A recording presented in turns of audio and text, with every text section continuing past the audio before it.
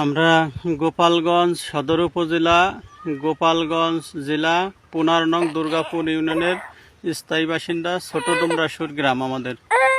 আমাদের পাশের গ্রামের কোনা গ্রামের মহব্বত মোল্লা ও তার দলবল গত এপ্রিলের 18 তারিখে তার অত্যাচার নির্যাতনের কারণে আমরা ঘর ছাড়তে বাধ্য হয়েছি। আজকে 1 মাস অর্ধারে অনাহারে দিন কাটাচ্ছি। সে মহব্বত মোল্লা আমাদের 2 নং নির্বাচন এলাকা MP Babar, K M Babar. সে তার কথা বলে যে তার কাছে যে নালিশ করলে কিছু হবে না। হ্যাঁ, আমার সকল বাংলাদেশের হিন্দুদের প্রতি আমার একটাই দাবি, আমাদের প্রাণ রক্ষার্থে আমরা পালিয়ে বেড়াচ্ছি। আমরা এর কোনো সুবিচার এখনো পাইনি। তাই সকল বাংলাদেশের হিন্দুদের প্রতি এবং যারা সহৃদয়বান ব্যক্তি আছেন, আমাদের বিপদের সময় আপনারা এগিয়ে আসুন।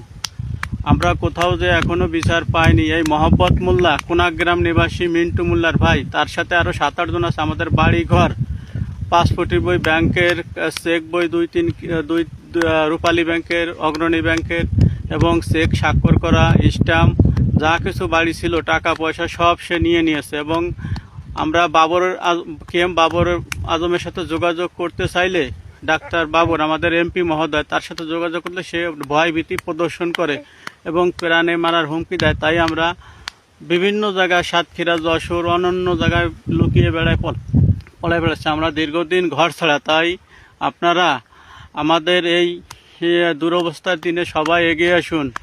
এই মহব্বত মোল্লা সে সব সময় বলতেছে, আমি যা বলবো বাবর তাই বলবে। বাবর এমপি মহোদয়ের কাছে আমার একটাই অনুরোধ, এই মহব্বত মোল্লার সুবিচার করে আমাদের গ্রামের বাড়িতে ফিরিয়ে নিন। আমরা নির্দোষ, আমরা কারো কাছে কোনো অন্যায় করি নাই। আপনার এটুক সুবিচার করে দিন।